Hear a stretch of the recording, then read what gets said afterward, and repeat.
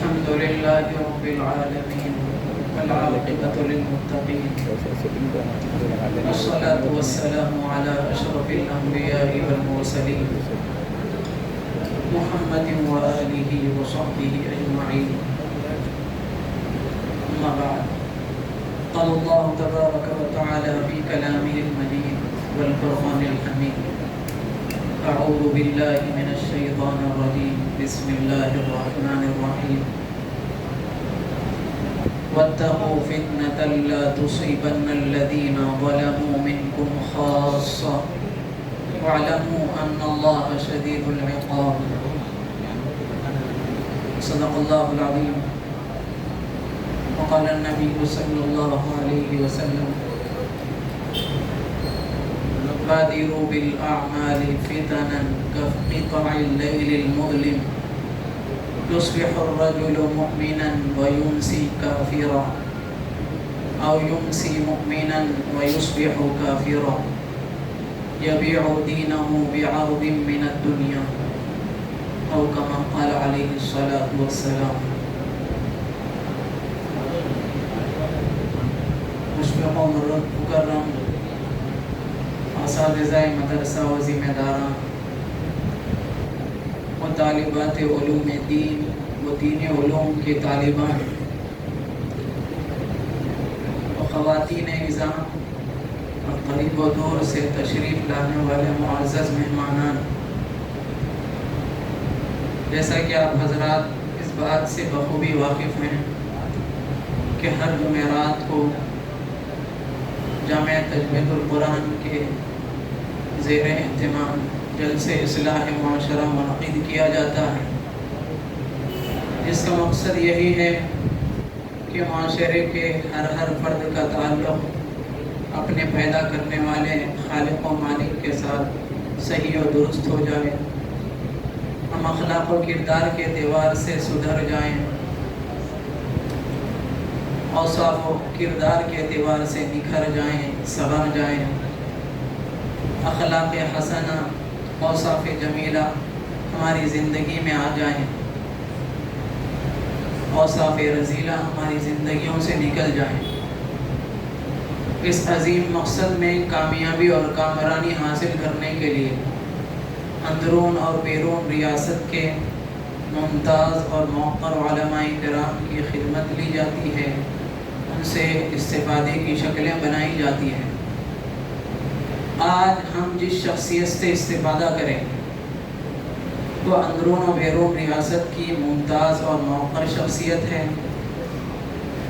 وہ زبان و بیان کے اعتبار سے اپنی مہارت رکھتے ہیں، دینی، علمی، ادبی، روحانی، اس طرح کی کئی وابستگیاں آپ کے اندر پائی جاتی ہیں۔ ایک طرف تو آپ میدان تدریس میں اپنی نمایاں خدمات رکھتے ہیں اور ایک بڑا طبقہ آپ کے فیض یافتگان کا پایا جاتا ہے، دوسری طرف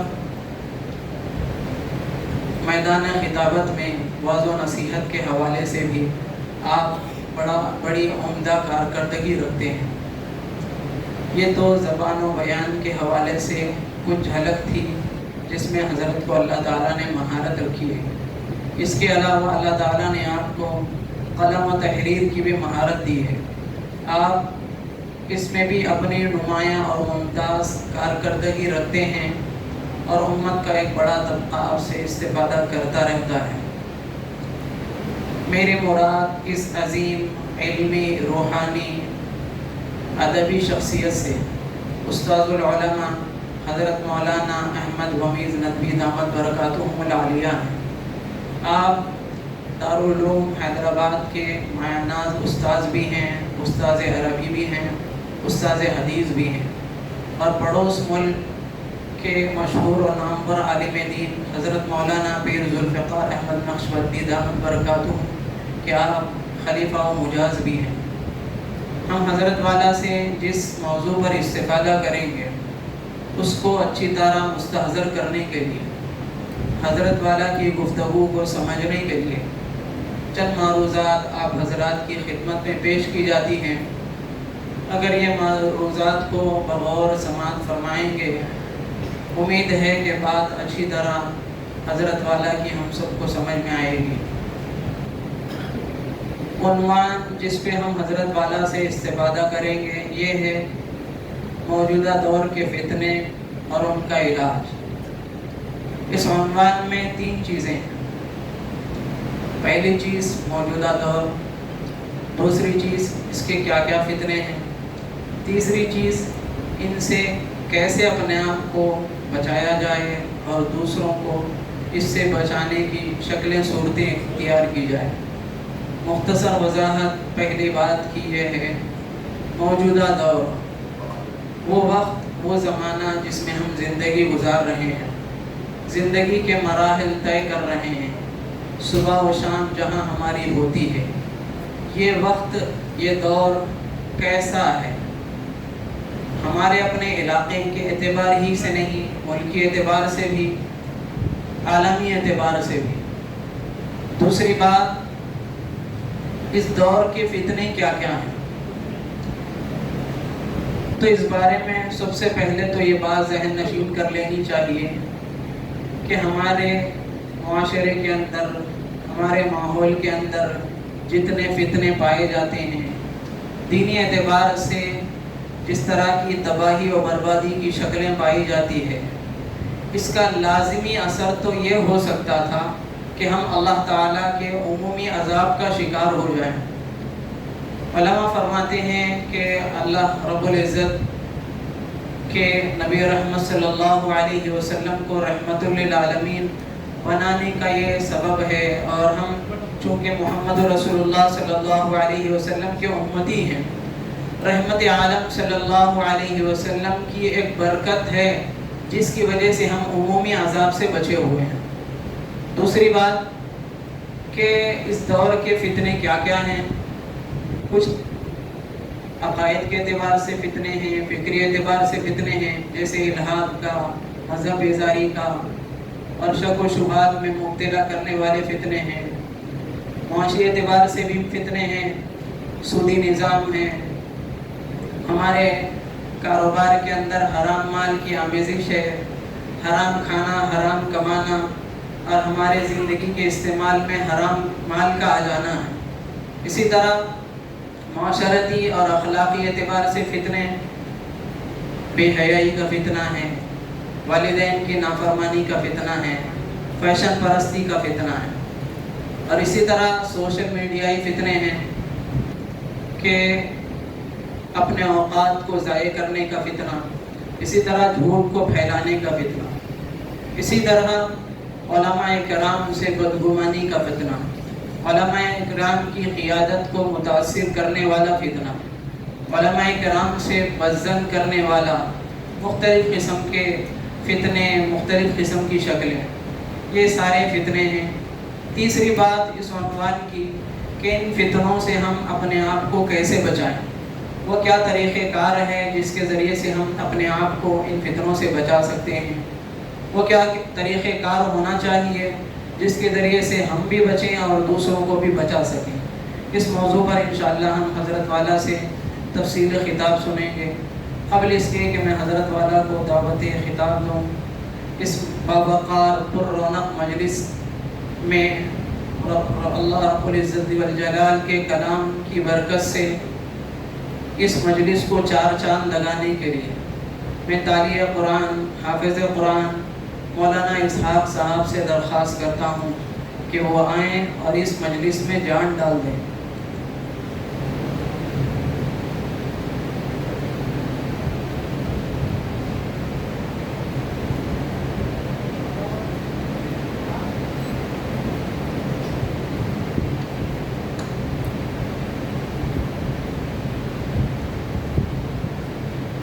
أعوذ بالله من الشيطان الرجيم.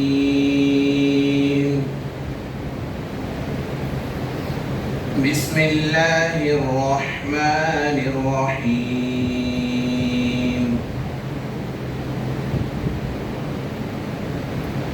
يا أيها الذين آمنوا أطيعوا الله ورسوله ولا لتولوا عنه وأنتم تسمعون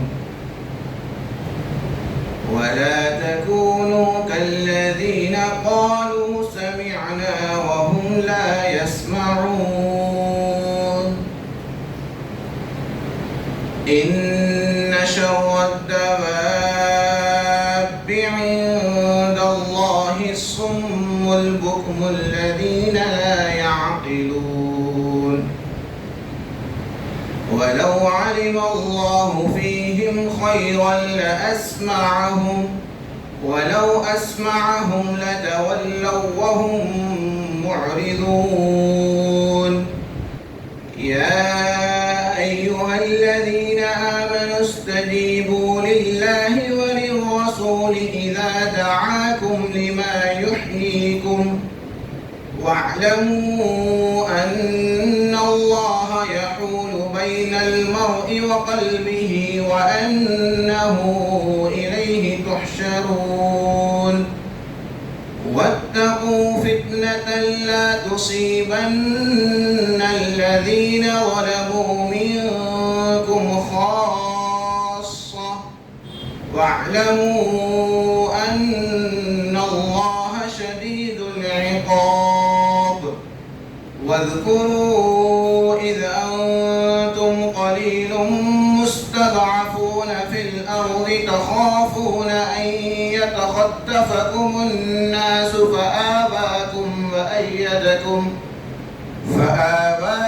وأيدكم بنصره ورزقكم من الطيبات لعلكم تشكرون يا أيها الذين آمنوا لا تخونوا الله والرسول وتخونوا أماناتكم وأنتم تعلمون واعلموا أنما أموالكم وأولادكم فتنة وأن الله عنده أجر عظيم صدق الله العظيم.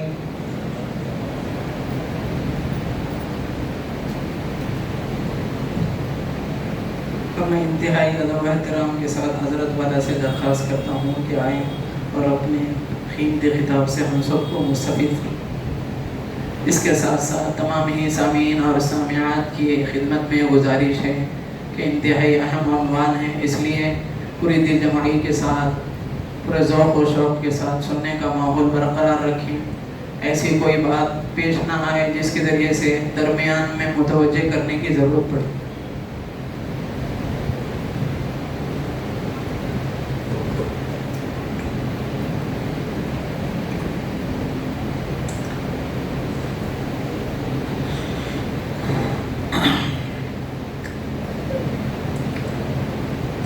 الحمد لله نحمده ونستعينه ونستغفره ونؤمن به ونتوكل عليه ونعوذ بالله من شرور أنفسنا ومن سيئات أعمالنا من يهده الله فلا مضل له ومن يضلل فلا هادي له ونشهد أن لا إله إلا الله وحده لا شريك له ونشهد أن سيدنا ونبينا ومولانا محمدا عبده ورسوله أرسله الله تعالى بالحق بشيرا ونذيرا وداعيا إلى الله بإذنه وسراجا منيرا. أما بعد وقد قال رسول الله صلى الله عليه وسلم تركت فيكم أمرين لن تضلوا ما تمسكتم بهما كتاب الله وسنة رسوله. سبحان ربك رب العزة عما يصفون وسلام على المرسلين والحمد لله رب العالمين. اللهم صل على سيدنا محمد وعلى آل سيدنا محمد وبارك وسلم. اللهم صل على سيدنا محمد وعلى آل سيدنا محمد وبارك وسلم. اللهم صل على سيدنا محمد وآله وبارك وسلم. قابل احترام حضرات علماء کرام، اساتذہ اکرام، معزز حاضرین، عزیز طلباء اور عزیز طالبات،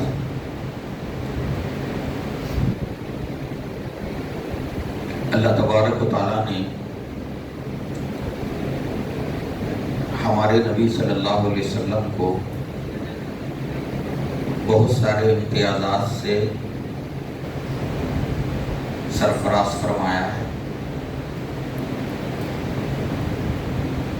آپ کی امت کو بھی اللہ نے بہت سے امتیازات عطا فرمائے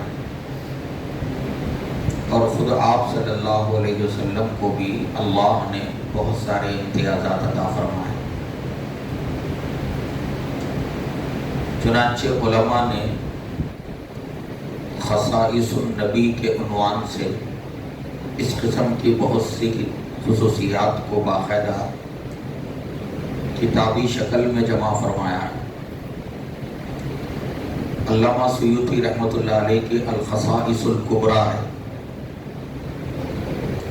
اس کے اندر بھی نبی کریم صلی اللہ علیہ وسلم کی خصوصیات اور آپ کے معجزات کو جمع کیا گیا ہے.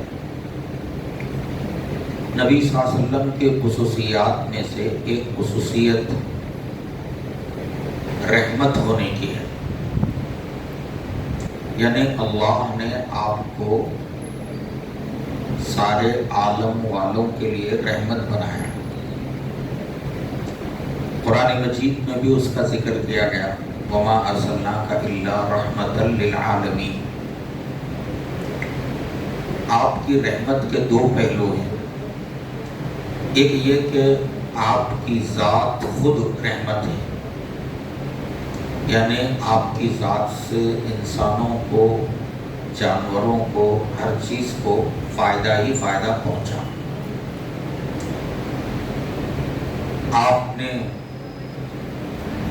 اپنوں کو فائدہ پہنچایا اور آپ نے غلاموں کو فائدہ پہنچایا. آپ نے کمزوروں کو فائدہ پہنچایا اور آپ مظلوموں کو فائدہ پہنچاتے تھے. تو آپ کی ذات رحمت تھی، سراپا رحمت تھی.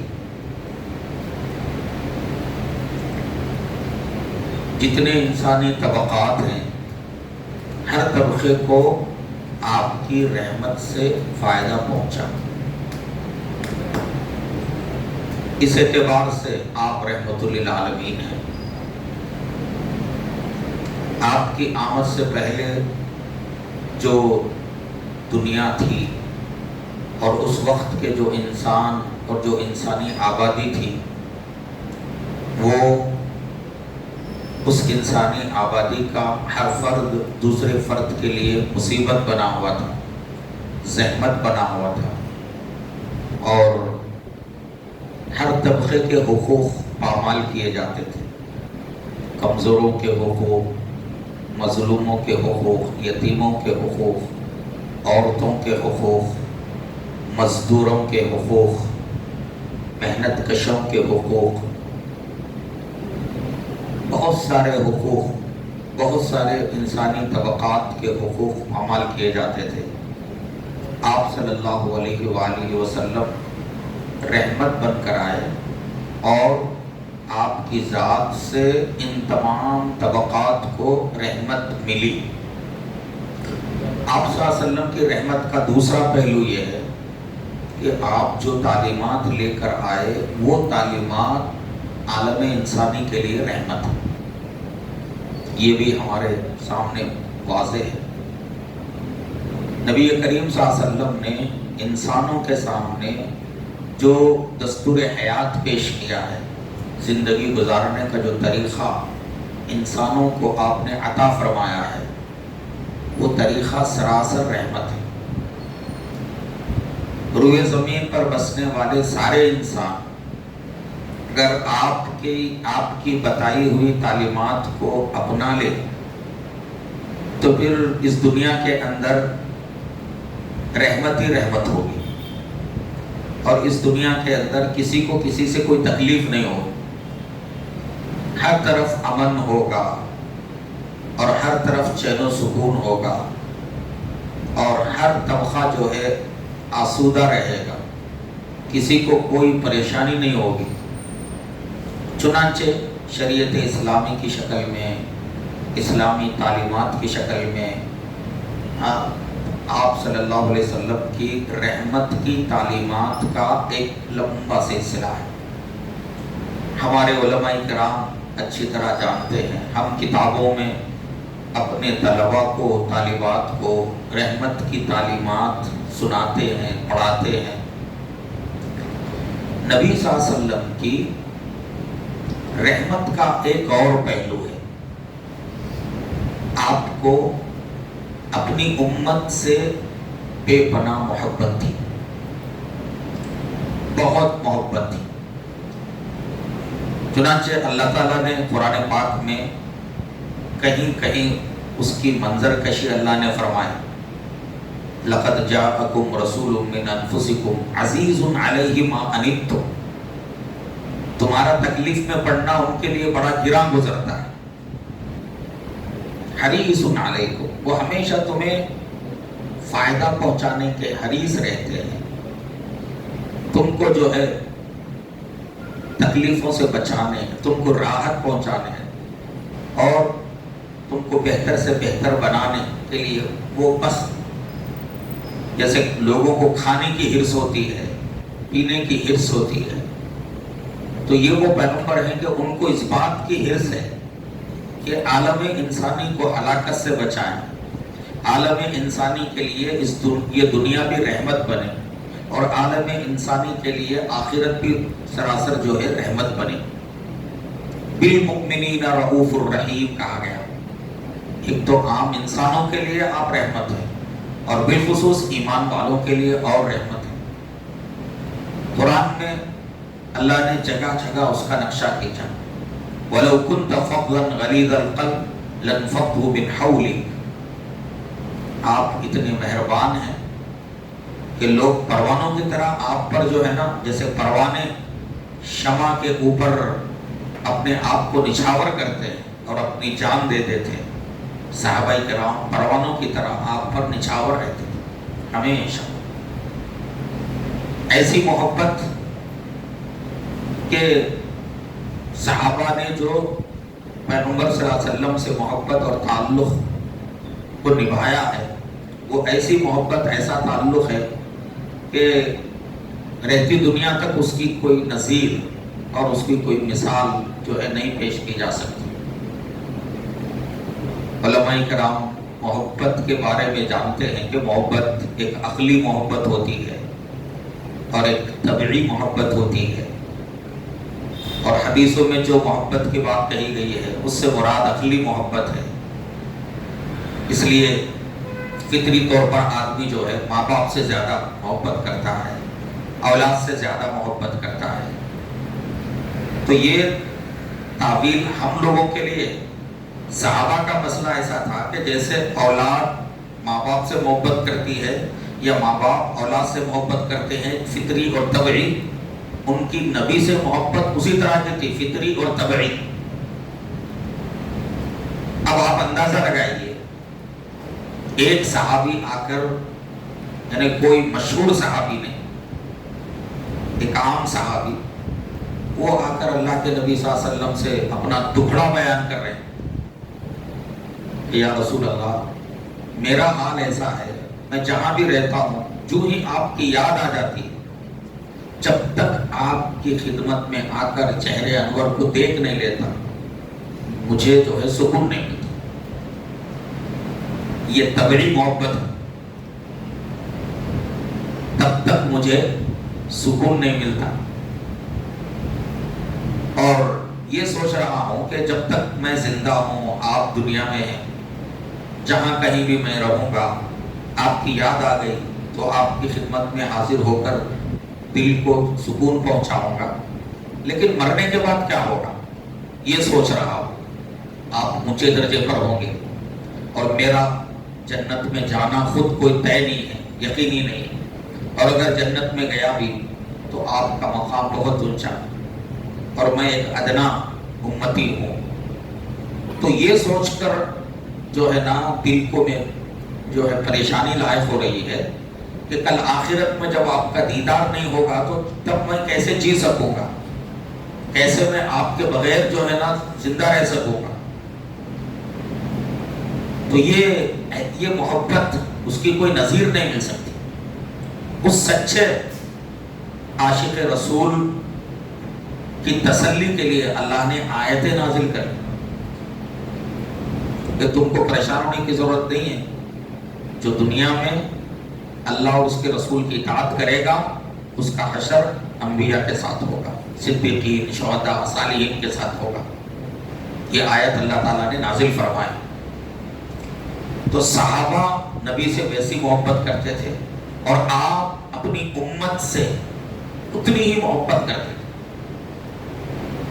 ہمیشہ راتوں کو اٹھ اٹھ کر رونا کہ میری امت کا کیا ہوگا. پھر اللہ تبارک و تعالیٰ کا جبریل علیہ السلام کو بھیجنا اور پھر یہ کہلوانا کہ اے محمد صلی اللہ علیہ وسلم ہم آپ کو آپ کی امت کے سلسلے میں جو ہے غمگین نہیں کریں گے، ہم آپ کو آپ کی امت کے سلسلے میں مطمئن کریں گے، آپ پریشان نہ ہو. تو یہ بے پناہ محبت اللہ کے نبی کو اپنی امت سے تھی، امت کے ایک ایک فرد سے تھی. اسی محبت کا نتیجہ ہے کہ حضرت حمزہ کا قاتل، حضرت حمزہ کے قاتل وحشی، ظاہر ہے کہ یہاں اگر آدمی فطرت اور طبیعت کو دیکھے گا تو یہ کہنا چاہیے کہ نہیں تمہارا ایمان قبولی نہیں، تم ایمان لاتے ہو تو تمہارا ایمان قبولی نہیں. لیکن ایسا نہیں ہو، اور آپ نے وہ ایمان میں آئے، ان کا ایمان خدا و رسول کے پاس قابل قبول ہوا. بس اتنا ان کے ایمان کو بچانے کے لیے اتنا کہا کہ تم میری نگاہوں کے سامنے مت آؤ. چونکہ وہ آئیں گے اور بار بار آپ کے دل کے اندر ان کے بارے میں بات آئے گی تو ان کا ایمان خطرے میں پڑ سکتا ہے. کوئی معمولی بات نہیں ہے. حضرت حمزہ کے قاتل کے ساتھ اپنے چچا سے بڑی محبت تھی، اور وہ چچا بھی ایسے تھے کہ بس بھتیجے کی محبت میں ایک معمولی واقعہ ان کے ایمان میں داخل ہونے کا ذریعہ بنا کہ میرے بھتیجے کو وہ یوں کہتا ہے، یہ سبب بنا ان کے ایمان میں داخل ہونے کا. تو آپ صلی اللہ علیہ وآلہ وسلم بے پناہ امت سے محبت فرماتے تھے. جو لوگ آپ کے زمانے میں تھے ان لوگوں نے آپ کی محبت اور آپ کی رحمت سے حصہ پایا اور خوب جو ہے مستفید ہوئے، ہر وقت مستفید ہوتے تھے. اور آپ حیرت کریں گے، ہمارے علماء کرام مشکات شریف میں یہ حدیث انہوں نے پڑھی ہوگی پہلے حصے میں. رسول اللہ صلی اللہ علیہ وسلم مدینہ منورہ میں تشریف فرما ہے.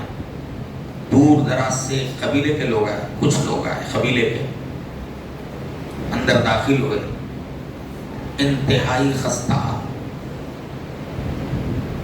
انتہائی خستہ، جسم چھپانے کو پورے کپڑے بھی نہیں تھے. بیٹھے تو اس طرح سے بیٹھے لگ لگ کر کہ جسم کا جو ہے حصہ ظاہر نہ ہو. یہ لوگ آگے. اب شان رحمت رکھنے والی ہستی کی کیفیت،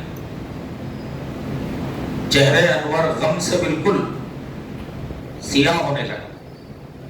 کبھی اندر داخل ہو رہے، کبھی باہر آ رہے، بے چین بے چین. ان لوگوں کا حال دیکھ کر اتنے میں نماز کا وقت آیا. نماز ہوئی. آپ نے نماز کے بعد ان خستہ حال لوگوں کے لیے اعلان فرمایا، اتقوا النار ولو بشق تمرۃ. لوگوں صدقہ کر کے اپنے کو آگ سے بچاؤ، جس سے جو ہو سکتا ہے صدقہ کرو۔ تو حدیث میں آتا ہے کہ مسجد نبوی کے اندر دو ڈگار لگ گئے، ایک جو ہے نا غلہ اور اناج کا ڈگار ایک طرف کپڑوں کا ڈگار، لوگ لاتے گئے ڈالتے گئے ڈالتے گئے، ادھر یہ دو ڈگار جمع ہو رہے ہیں، ادھر چہرے انور کھل رہا ہے، ایسا لگتا ہے کہ جیسے یعنی زندگی میں اس سے بڑی کوئی خوشی نہ ہو۔ حدیث میں آتا ہے کہ آپ کا چہرہ کھل اٹھا۔ تو یہ بالمؤمنین رؤوف الرحیم، عزیز علیہ ما عنتم، ایمان والوں کی مشکل۔ اور ہمارے مشائخ کے جو واقعات ہیں آپ ہمارے علماء کرام جانتے ہیں، محبت کا تعلق اپنے زمانے کے ایمان والوں سے ہی نہیں تھا، آپ کو محبت آپ کے بعد آنے والے جو ایمان والے ہیں ان سے بھی بے پناہ محبت تھی، بے پناہ محبت تھی۔ ایک مرتبہ فرمایا نا کہ اللہ تعالیٰ میرے بھائیوں پر رحم فرمائے۔ صحابہ نے پوچھا یا رسول اللہ کیا ہم آپ کے بھائی نہیں ہیں؟ تو آپ نے فرمایا تم میرے اصحاب ہو، میرے بھائی وہ ہیں جو میرے بعد آئے، انہوں نے مجھے دیکھا نہیں، وہ مجھ پر ایمان لائے۔ تو نبی رحمت صلی اللہ علیہ وسلم اپنی زندگی میں آپ کے ساتھ جو لوگ تھے ان سے بھی آپ بے پناہ محبت اور ان کے ساتھ رحمت کا معاملہ کرتے تھے، دینی اعتبار سے بھی دنیاوی اعتبار سے بھی۔ یہ بات ہمارے ذہنوں میں ہونا چاہیے۔ ہم جب کسی طبقے پر رحمت کا معاملہ کریں تو یہ نہیں کہ بھائی خالی ہم اس کو نماز کی تلقین کر رہے، دینداری کی تلقین کر رہے، یہ بھی بہت بڑا کام ہے، لیکن ایک بندہ پریشان حال ہے، دنیا کی مصیبت میں پڑا ہوا ہے، اس کے گھر میں فاقے لگ رہے ہیں، اس کی ہمیں فکر نہ ہو۔ تو اللہ کے نبی دونوں کی فکر کرتے تھے۔ کئی صحابہ کرام کے آپ نے ان کی معاشی حالت کو درست فرمایا، وہ قصہ آپ حضرات جانتے ہیں۔ ایک صحابی آئے اور انہوں نے اپنی تنگی کا ذکر فرمایا، یا رسول اللہ میرے لیے کچھ جو ہے نا میرا مسئلہ حل فرمائیے۔ تو آپ نے فرمایا کہ تمہارے پاس گھر میں کچھ ہے؟ تو جو بھی سامان پیالہ وغیرہ تھا وہ منگوایا اور اعلان کروایا کہ بھی کون اسے خریدے گا۔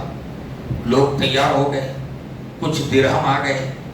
آپ نے فرمایا کہ کچھ درہم سے تم غلہ اناج لے لو اور بقیہ جو درہم بچ جائے اس سے ایک جو ہے نا کلہاڑی کا لوہے کا وہ خرید کر لاؤ۔ چنانچہ وہ کلہاڑی خرید کر لائے اور آپ صلی اللہ علیہ وسلم نے لکڑی کے دستے کو اس میں اپنے دستے مبارک سے لگایا اور فرمایا کہ جاؤ جنگل جاؤ، لکڑیاں کاٹو اور لا کے مدینے کے بازار میں بیچتے چلے جاؤ، مسلسل 15 دن تک تم نہیں آنا، اس کے بعد پھر ملاقات کرنا۔ ہمارے نبی کی سیرت آج امت جو ہے ایک حصے کو لیتی ہے، دوسرے حصے کو چھوڑ دیتی، ایک پہلو کو اختیار کر لیتے ہیں، دوسرے پہلو کو نظر انداز کر دیتے ہیں۔ تو رحمت والے نبی کا جو طریقہ کار رہا ہے وہ لوگوں کے ساتھ آخرت ہی کا معاملہ صرف نہیں ہے کہ لوگوں کو آخرت کے لیے آگاہ کیا جائے، ان کے دنیاوی مسائل میں دلچسپی لینا اور جتنا اپنے سے ہو سکا اسے حل کرنے کی کوشش کرنا۔ آپ کے پاس اگر کچھ ہوتا اور مانگنے کے لیے کوئی آتا تو جو ہوتا دے دیا کرتے تھے، بھلے وہ آج کی ضرورت کا کیوں نہ ہو۔ کبھی آپ نے لا نہیں کہا، نہیں ہے نہیں کہا، خود کے پاس ہوتا تو دیتے تھے اور اگر نہیں ہوتا تو دوسروں کا پتہ بتاتے تھے تو تم ان کے پاس جاؤ۔ وہ قصہ آپ نے سنا ہوگا، ایک صحابی آئے، اپنی مشکل رکھا، تو آپ کے پاس تو ان کی مدد کرنے کے لیے کچھ نہیں تھا، تو آپ نے ان سے کہا کہ تم حضرت عثمان غنی کے پاس جانا اور اپنی ضرورت رکھنا، وہ تمہاری مدد کریں گے۔ یہ صحابی گئے مغرب کے بعد ابھی اندر نہیں گئے، اندر سے جو ہے حضرت عثمان غنی ڈانٹ رہے ہیں، ڈانٹنے کی آواز آ رہی ہے، باندی کو ڈانٹ رہے ہیں کہ اس نے جو ہے وہ جو چراغ ہوتا ہے تیل والا، اس کے اندر اس نے تیل زیادہ ڈال دیا، اس پر وہ ڈانٹ رہے ہیں۔ یہ بیچارے باہر سے یہ سمجھے کہ یہ انتہائی بخیل انسان ہے کہ چراغ وہ تو ضرورت کی چیز ہے رات میں روشنی کے لیے، اور اس میں تیل زیادہ ڈالنے پر یہ ڈانٹ رہے ہیں، یہ میری کیا مدد کرے؟ اندر گئے نہیں، واپس آ گئے۔ پھر نبی صلی اللہ علیہ وسلم سے ذکر کیا، آپ نے فرمایا تم جاؤ ان کے پاس، وہاں تمہارا مسئلہ حل ہو جائے۔ دوسرے دن گئے اور جا کر اندر ساری بات سنائی کہ میں نبی صلی اللہ علیہ وسلم کے پاس گیا تھا، آپ نے آپ کے پاس مجھے بھیجا ہے۔ تو فوراً ان کو لے کر ایک اندر کی کوٹری میں چلے گئے، وہاں جو ہے نا کپے رکھے ہوئے تھے، دینار کا کپا، درہم کا کپا، اللہ اناج۔ حضرت عثمان غنی نے ان کو ایک تھیلی دے دیا اور فرمایا کہ یہ اپنے اندر ڈال لو۔ اب یہ بیچارے یقین نہیں کر رہے تھے کہ بھائی یہ بندہ کل تو جو ہے اتنا ڈانٹ رہا تھا، میں تو سمجھا کہ آخری درجے کا بخیل ہے، لیکن یہ عجیب و غریب آج جو ہے یہ بات ہے۔ تو ان سے رہا نہیں گیا، انہوں نے بتا دیا کل میں آیا تھا، آپ کے اندر سے آواز آ رہی تو میں چلا گیا، لیکن آج آپ یہ دیکھ رہا ہوں، مجھے حیرت ہو رہی ہے۔ تو فرمانے لگے بھائی کل جو میں ڈانٹ رہا تھا اس کا قیامت کے دن مجھ سے حساب ہوگا، ضرورت کے بغیر میں، ضرورت کے بقدر میں نے استعمال کیا، یہ ضرورت سے زائد کیا۔ ضرورت کے لیے استعمال کرنے کی اجازت ہے، مگر ضرورت میں بھی بقدر ضرورت ہے۔ اور آج یہ جو معاملہ ہے یہ اللہ کے پاس مجھے جمع کرنا ہے، یہ میں اللہ کو دے رہا ہوں، اور یہ سب کچھ مجھے کل قیامت کے دن جو ہے لوٹایا جائے گا۔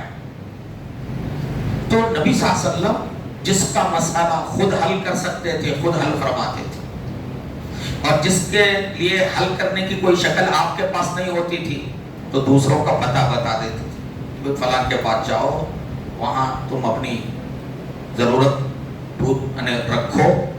تو آپ صلی اللہ علیہ وسلم کا یہ معمول تھا، اپنے زمانے کے جتنے صحابہ، جتنے آپ کے امتی تھے، ان سے بے پناہ محبت کرتے تھے، ان کے ساتھ رحمت کا معاملہ فرماتے تھے، سب کو فائدہ پہنچانے کی جو ہے کوشش کرتے تھے، فرماتے تھے خیر الناس من ينفع الناس۔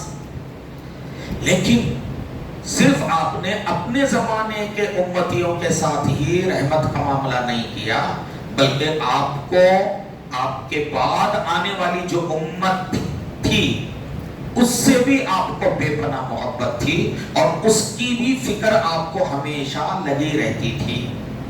آپ صلی اللہ علیہ وسلم نے آنے والے زمانے کے فتنوں کی جو پیشن گوئی فرمائی وہ اسی رحمت کا حصہ ہے۔ آنے والے زمانے کے جو فتنے آپ نے بتائے، وہ یہ فتنہ آئے گا، یہ فتنہ آئے گا، یہ فتنہ آئے گا، قیامت سے پہلے ظاہر ہونے والے فتنے جو آپ نے بتائے، اور پھر ان نہ صرف آپ نے فتنوں کا ذکر نہیں کیا، فتنوں کے ذکر کے ساتھ ان کا حل اور علاج بھی بتایا۔ اب احادیث شریفہ میں کتاب الفتن کے تحت جتنی حدیثوں کا ذخیرہ ہے جس میں مستقبل کے فتنوں کے آپ نے پیشن گوئی فرمائی ہے، وہ دراصل رحمت، آنے والی امت کے ساتھ آپ کو جو محبت تھی، آپ کو آنے والی امت کی جو فکر تھی، اس کا مظہر ہے امت کو فتنوں سے آگاہ کرنا، تاکہ میری امت جو ہے فتنوں کے نقصان سے بچ سکے۔ عام طور پر فتنوں کے بارے میں یہ الگ بعض لوگوں کا ذہن یہ بنا ہوا رہتا ہے کہ وہ لوگ یہ کہتے ہیں فتنوں کا مطلب یہ ہوگا، یہ ہونے والا ہے، نبی نے فرمایا، اس لیے ہمیں کچھ نہیں کرنا چاہیے، جو ہو رہا ہے ہونے دینا چاہیے۔ بھائی کسی خطرے سے آگاہ کرنے کا مطلب کیا ہے؟ اس خطرے سے بچنے کی تلقین کرنا مطلوب ہے۔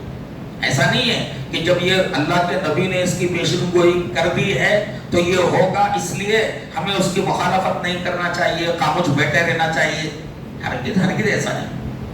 فتنوں کا ذکر اور فتنوں کے بارے میں آپ صلی اللہ علیہ وسلم کا بار بار ارشاد فرمانا، بار بار جو ہے امت کو آگاہ کرنا، یہ اس لیے ہے تاکہ فتنوں کے دور میں امت جو ہے نا فتنوں سے محفوظ رہ سکے، وقت سے پہلے، طوفان آنے سے پہلے بند باندھ لیا جائے، یعنی طوفان آنے سے پہلے اپنا جو ہے تحفظ کر لیا جائے، یہ مقصد ہے۔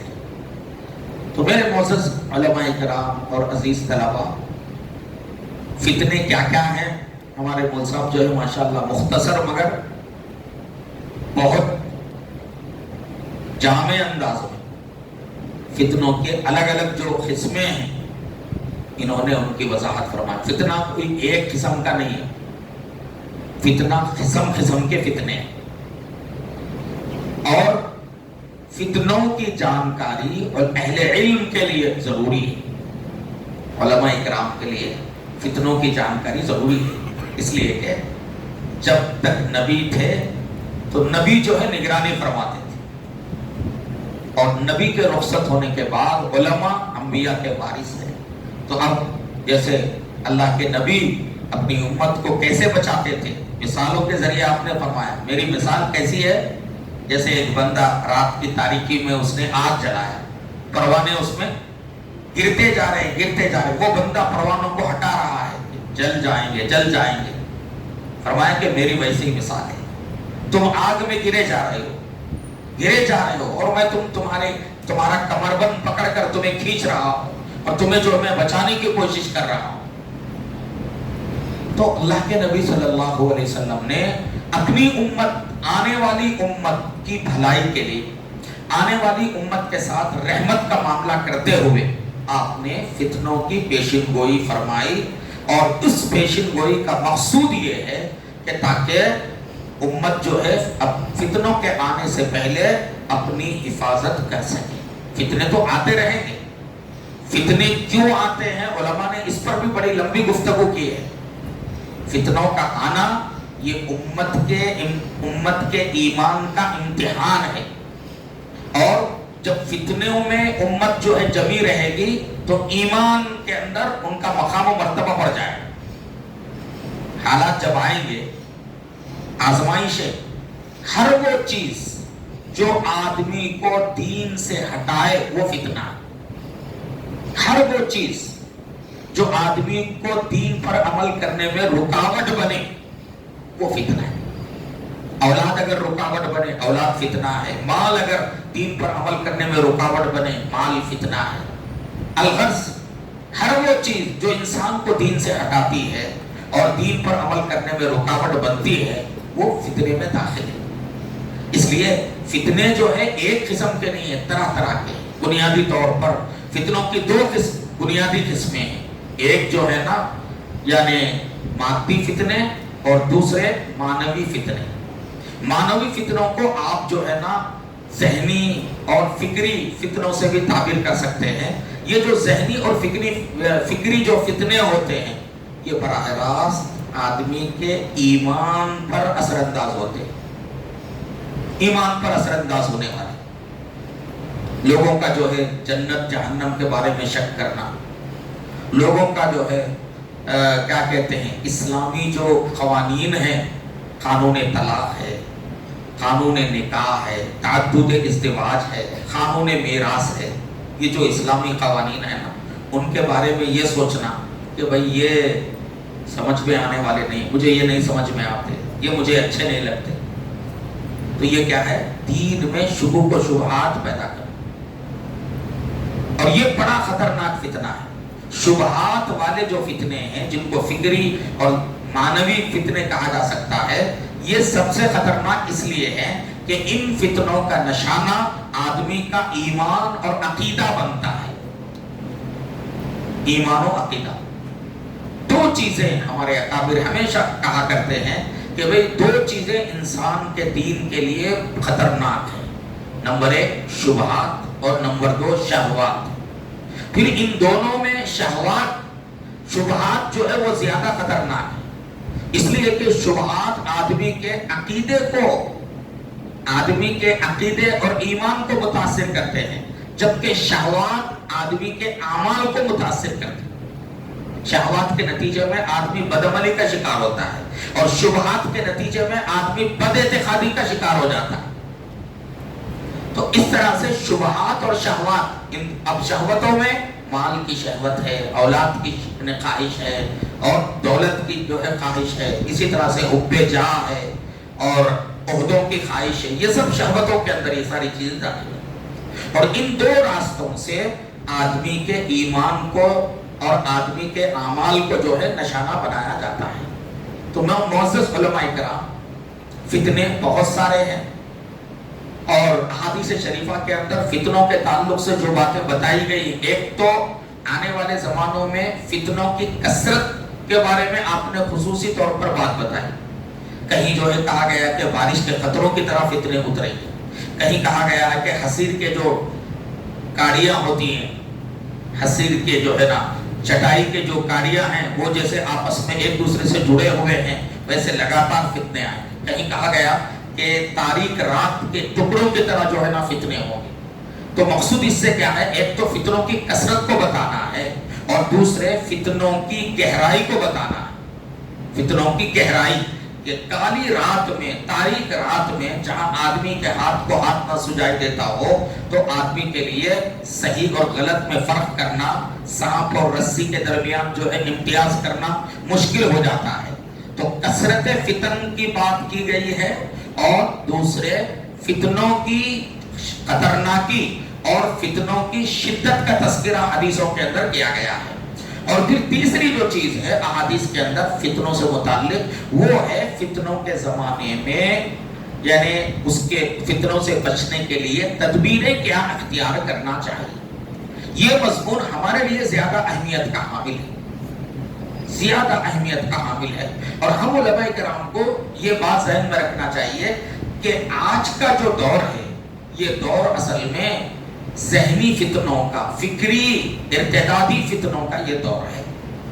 خطرناک قسم کے جو ہے نا موجودہ جو نظام تعلیم ہے نا، اس نظام تعلیم کے نتیجے میں ہمارے بچوں کا جو ذہن بنتا ہے، وہ ذہن اسی طرح کا بنتا ہے۔ یعنی کہ بھی کسی بھی چیز پر تب یقین کرو جب وہ چیز تم کو نظر آئے، جو چیز نظر نہ آئے وہ ماننے کے قابل نہیں، اس پر یقین نہیں کر سکتے۔ سائنس کے ذریعے یہی بتایا جاتا ہے۔ تو اب اس کا مسئلہ کیا ہوگا؟ بار بار طلبہ جب یہ پڑھیں گے تو لا محالہ ذہن میں یہ بات آئے گی کہ وہ اس دین کی جو چیزیں ہیں، فرشتوں کا نظام، آخرت کا نظام، خبر کا نظام، اور جو ہے دنیا کے بعد والی جو دنیا ہے، وہ پورا جو ہے اس کا تعلق غیب پر ہے، نظر آنے پر اس کا تعلق نہیں ہے، غیب پر ہے۔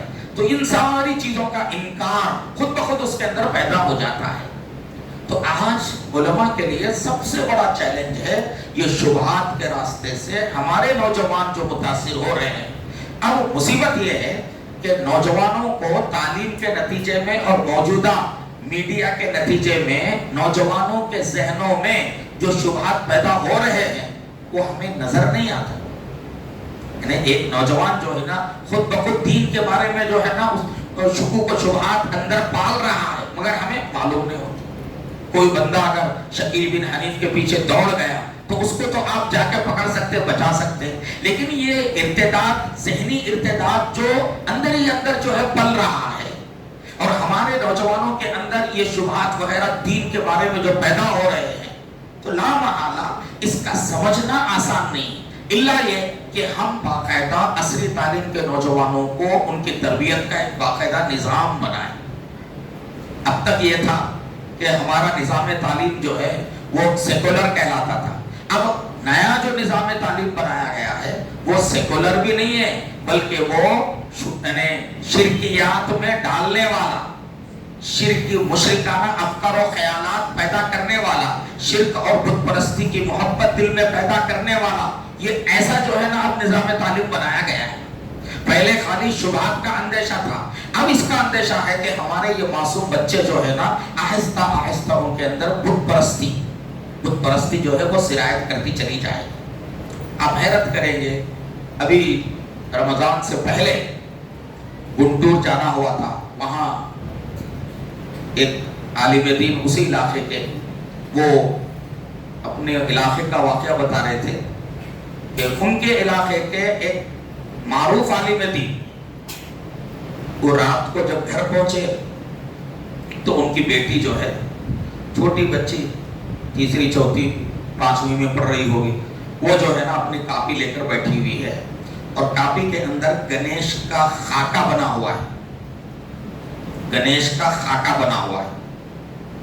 اب وہ لے کر بچی جو ہے نا والد کے پاس آ گئی، کہنے لگی کہ ابا جان یہ خاکہ ہے، اس میں ٹیچر نے کلر بھرنے کو، رنگ بھرنے کو کہا ہے، آپ مجھے بھر کر دیجیے۔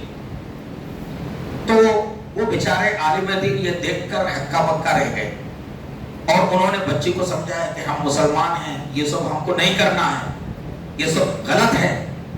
تو بچی کہنے لگی کہ نہیں نہیں، مجھے تو یہ کر کے لے کے جانا ہے، اگر یہ کر کے میں لے گئی تو 20 نمبر مجھے ملنے والی۔ باپ سمجھاتا رہا مگر بچی ماننے کے لیے تیار نہیں۔ مسلسل اصرار، ایک تو رنگ بھرنا اور دوسرا نیچے جو ہے نا کیپشن کے طور پر لکھنا بھی ہے گنیش کے بارے میں، پورا تعارف۔ تو رات کو تو جو ہے بیٹے نے جو مولانا نے بچی کو بتایا اور اس کی ضد کو پورا نہیں کیا۔ جب صبح ہوئی تو بیوی جو ہے، ان کی بیوی ان سے کہنے لگی کہ بچی رات بھر نہیں سوئی، بچی جو ہے رات بھر نہیں سوئی، دن کو صبح کو نیٹ سے نکال کر اسے دیا گیا ہوا ہے، اس کو ٹیچر نے کہہ دیا کہ تم کو یہ کر کے لانا ہے۔ اب ظاہر بات ہے اس سے اتنے نمبر ملیں گے، تو وہ معصوم بچی کو اس کا کوئی احساس نہیں۔ تو اس طرح سے مشقیہ سوالات کے اندر بھی مشرکانہ سوالات، پوجا کے بارے میں، درختوں کی پوجا، سورج کی پوجا، سوال کیا جا رہا ہے کہ سورج کی پوجا کے فائدے کیا کیا ہیں لکھو، درخت کی پوجا کے فائدے کیا کیا ہیں لکھو، تمہارے علاقے میں کن کن چیزوں کی پوجا کی جاتی ہے اس کی وضاحت کرو، یوگا کے فائدے کیا کیا ہیں لکھو۔ اب ظاہر بات ہے کہ یہ سب چیزیں ہمارے معصوم بچے جو ہے یہ چیزیں پڑھیں گے اور لکھیں گے تو لا محالہ ان کے اندرون جو ہے نا، اگر جو ہے شرک کی نفرت اگر رہی ہوگی تو وہ نفرت ختم ہو جائے، ان کے دل کے اندر شرک کے بارے میں ایک نرم گوشہ پیدا ہو جائے گا، اور ہمارے یہ بچے جو ہے آہستہ آہستہ اس سے متاثر ہوتے چلے جائیں گے۔ تو اس لیے ہم علماء کرام کو موجودہ دور میں امت کے ایمان اور عقیدے کو بچانے کی بڑی فکر کرنا ہے۔ یہ دو چیزیں بہت اہم ہیں۔ مولانا علی میاں صاحب رحمۃ اللہ علیہ اس زمانے میں اپنے بیانوں میں کثرت سے بار بار کہتے تھے کہ اس وقت کا سب سے بڑا جہاد یہ ہے کہ ہماری نئی نسل کے اندر اسلام کے بارے میں بے اعتمادی کی جو فضا پیدا ہو رہی ہے، اسلامی تعلیمات کے تعلق سے جو شکوک و شبہات پیدا ہو رہے ہیں، ان کا ازالہ کرنا سب سے بڑا مسئلہ ہے۔ بار بار یہ بات جو ہے اپنے بیانات میں سنایا کرتے تھے۔ تو اب اس کی اہمیت جو ہے سمجھ میں آ رہی ہے۔ ہمارے نوجوان انٹرنیٹ سے جو ہے نا الہاد ملحد لوگوں کے رابطے میں آ رہے ہیں، ملحدانہ افکار کو قبول کرتے چلے جا رہے ہیں، اور یہ جتنے باطل فرقے ہیں ان سے بھی جو ہے نیٹ کے ذریعے سے رابطے میں جو آتے ہیں نا، پتہ ہی نہیں چلتا ماں باپ کو پتہ ہی نہیں ہے کہ ان کا بچہ کن لوگوں کے رابطے میں ہے اور کن لوگوں سے ملاقات وہ کر رہا ہے۔ تو یہ بڑے خطرے کی بات ہے۔ تو ایسے موقع پر معزز علماء کرام، ایک حدیث شریف ہے، میں اس کی جو ہے نا اس کو سنا کر اپنی بات کو مکمل کروں گا۔ کنز العمال کی روایت ہے، حضرت عبداللہ ابن عمرو ابن عاص رضی اللہ عنہ اس کے راوی ہے، وہ کہتے ہیں کہ ایک مرتبہ ہم نبی صلی اللہ علیہ وسلم کی مجلس میں بیٹھے ہوئے تھے تو آپ صلی اللہ علیہ وسلم نے فتنوں کا ذکر کیا اور یوں فرمایا کہ جب یہ حال ہو جائے کہ عام لوگ معاملات اور معاہدے میں، معاہدات میں دھوکہ دینے لگے اور لوگوں کے اندر سے امانت کی صفت نکل جائے اور لوگ باہم اتنا اختلاف کرنے لگے کہ باہم ایک دوسرے کے ساتھ گھتم گھتا کرنے لگے، جب یہ صورتحال ہونے لگے، آپ صلی اللہ علیہ وسلم یہ بیان فرما رہے تھے، حضرت عبداللہ ابن عمرو ابن عاص رضی اللہ عنہ کھڑے ہو گئے، کہنے لگے کہ یا رسول اللہ، ایسے حالات جب آئیں تو میں کیا طرز عمل میں اختیار کروں؟ آپ فرمائیے کہ جب اس قسم کی صورتحال پیدا ہو جائے تو میں کیا طرز عمل اختیار کروں؟ تو اس موقع پر نبی صلی اللہ علیہ وسلم نے ان کو چند باتوں کی تاکید فرمائی، اس میں سے پہلی بات یہ فرمائی کہ اپنے گھر کو لازم پکڑو. فتنوں کے دور میں جب پورے ماحول میں فتنے رچ بس چکے ہوں تو فتنوں سے بچنے کا راستہ یہ ہے کہ آدمی لوگوں سے اختلاط کم کرے. چونکہ ماحول میں فتنے عام ہوں گے، جتنا آدمی لوگوں سے میل جوڑ رکھے گا، ہر قسم کے لوگوں سے ملتا جلتا رہے گا، اتنا وہ فتنوں سے متاثر ہوگا. پہلی بات اپنے گھر کو لازم پکڑو. دوسری بات آپ نے فرمایا اپنی زبان کو قابو میں رکھو. فتنوں کے زمانے میں اچھی بری باتیں ہر جو ہے نا یعنی واٹس ایپ پہ سوشل میڈیا پہ آنے والی چیزوں کو جو ہے سوشل میڈیا کے ذریعے پھیلانا، اس کو عام کر دینا اور خود بھی لوگوں کے سامنے ان چیزوں کا تذکرہ کرنا. فرمایا کہ حتیٰ کہ لوگوں کے حالات کے بارے میں بھی گفتگو مت کرو. اپنی زبان کو قابو میں رکھو. زبان کو قابو میں رکھنے میں قلم کو قابو میں رکھنا بھی شامل ہے. جیسے آج کے دور میں جو ہے زبان سے زیادہ قلم استعمال ہو رہا ہے، سوشل میڈیا کے اندر زبان سے زیادہ قلم کا استعمال ہو رہا ہے. تو فتنوں سے بچنے کے لیے پہلا کام ہے اپنے گھر کو لازم پکڑنا، کم سے کم اختلاط کرنا. دوسرا کام ہے فتنوں کے زمانے میں آدمی کو زبان پر کنٹرول رکھنا چاہیے. زبان سے نکلنے والی کوئی بات آدمی کے لیے جو فتنہ بن سکتی ہے اور آدمی فتنے میں مبتلا ہو سکتا ہے. تیسری بات آپ نے فرمائی موافق شریعت کے موافق عمل کرو. یعنی تمہارے جو اعمال ہیں، تمہاری روزمرہ کی جو زندگی ہے وہ شریعت کے مطابق ہونی چاہیے. شریعت میں جن باتوں کی اجازت دی گئی ہے ان پر عمل کرو. اور آپ صلی اللہ علیہ وسلم نے چوتھی بات آپ نے فرمایا کہ خلاف شریعت امور سے اجتناب کرو. موافق شریعت چیزوں کو اپناؤ اور خلاف شریعت امور سے کیا کرو؟ اجتناب کرو. تو اندازہ لگائیے کہ ایک ایک بات فتنوں کے زمانے میں آدمی جتنا کتاب و سنت کو مضبوطی سے تھام لے گا اتنا فتنوں سے محفوظ رہے گا. اگر کتاب و سنت کو معیار نہیں بنائے گا، ادھر ادھر کی باتیں کرنے لگے گا، ادھر ادھر جھانکنے لگے گا تو لا محالہ فتنوں میں مبتلا ہو سکتا ہے. فتنوں کے زمانے میں کتاب و سنت کو معیار بنا لینا ہے اور ہر حال میں اس کو جو ہے مضبوط پکڑے رہنا ہے. اور پانچویں چیز آپ صلی اللہ علیہ وسلم نے فرمایا، آخری اور پانچویں بات فرمائی کہ جب عمومی فتنے کی صورتحال ہو جائے تو اپنی ذات کی اصلاح کی فکر کرو، دوسروں کو ان کے حال پر چھوڑ دو. یہ اس زمانے میں جب فتنے اتنے عام ہو جائیں کہ اگر آدمی اصلاح کے لیے نکلے گا تو خود اس کے فتنوں میں مبتلا ہونے کا اندیشہ ہو.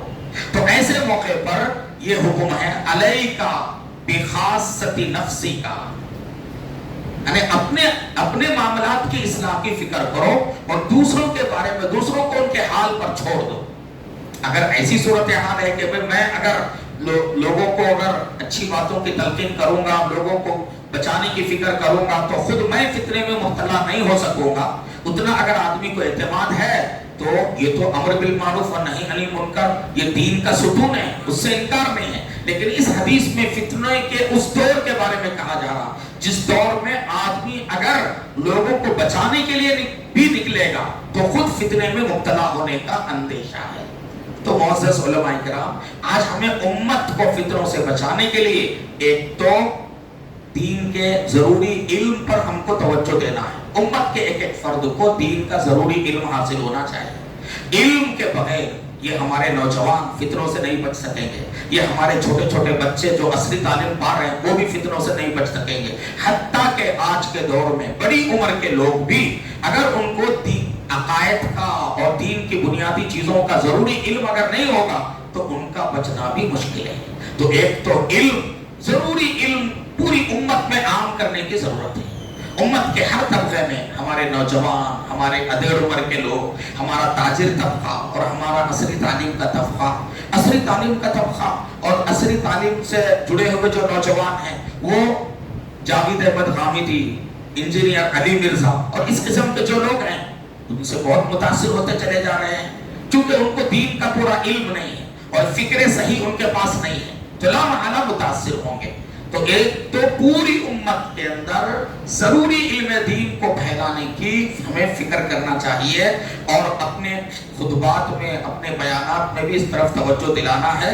جیسے ہماری مساجد میں مکاتب کا نظام ہے چھوٹے بچوں کے لیے، اسی طرح سے نوجوانوں کے لیے اور بڑی عمر کے لوگوں کے لیے باقاعدہ تعلیم بالغان کا انتظام ہونا چاہیے. اور یہ تعلیم بالغان کا انتظام صرف مردوں ہی کے لیے نہیں بلکہ عورتوں کے لیے مراکز نسوان ہو، وہاں عورتوں کو ایک ایک گھنٹے کے اندر روزانہ 1 گھنٹہ تعلیم ان کو دی جائے اور شریعت کی بنیادی باتیں جو ہے ان کو بتائی جائے. یہ دینی تعلیم کو عام کرنے کی مہم آج کے حالات میں انتہائی اہمیت کی حامل ہے. نمبر 1.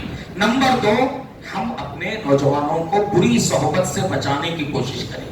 بری صحبت بہت زیادہ اثر انداز ہو رہی ہے، اس سے بہت اثر پڑ رہا ہے. نمبر 3، ہم اپنے نوجوانوں کو یہ بتائیں کہ دین جو ہے انٹرنیٹ سے یا موبائل سے مت سمجھو، دین جو ہے علماء سے سمجھو. تو اپنے نوجوانوں کو علماء سے جوڑنے کی ہم فکر کریں. جتنا ہمارے نوجوان علماء کی صحبت میں رہیں گے، علماء سے جڑ کر رہیں گے، انشاءاللہ ہمارے نوجوان فتنوں میں مبتلا نہیں ہوں گے.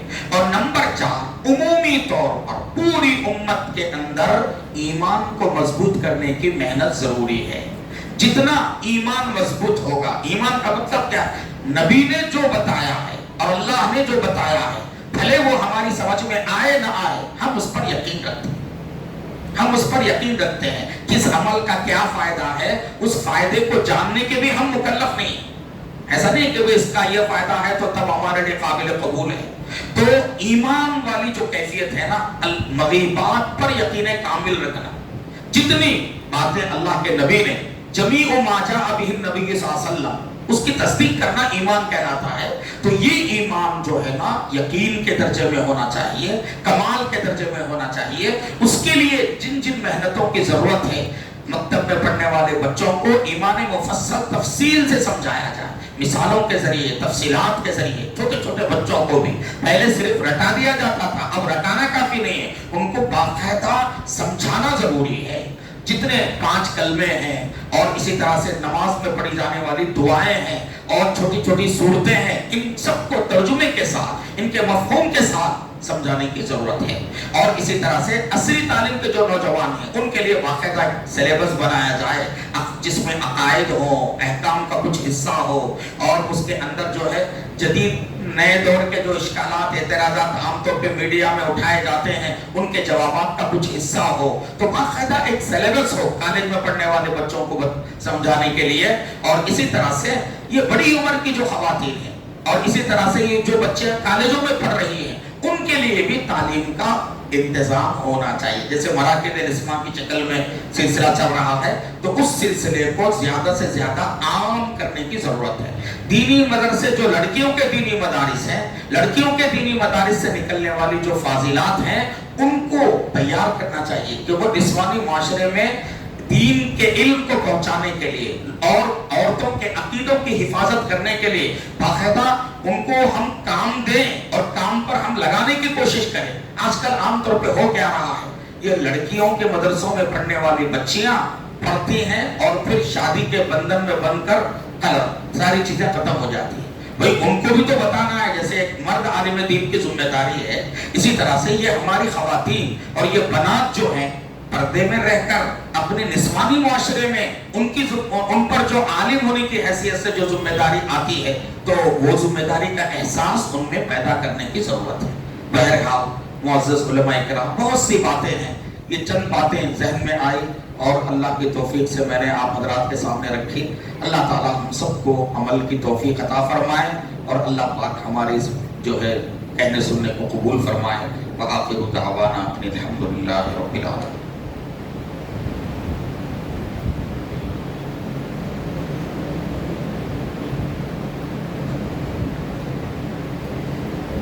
الحمدللہ رب العالمین.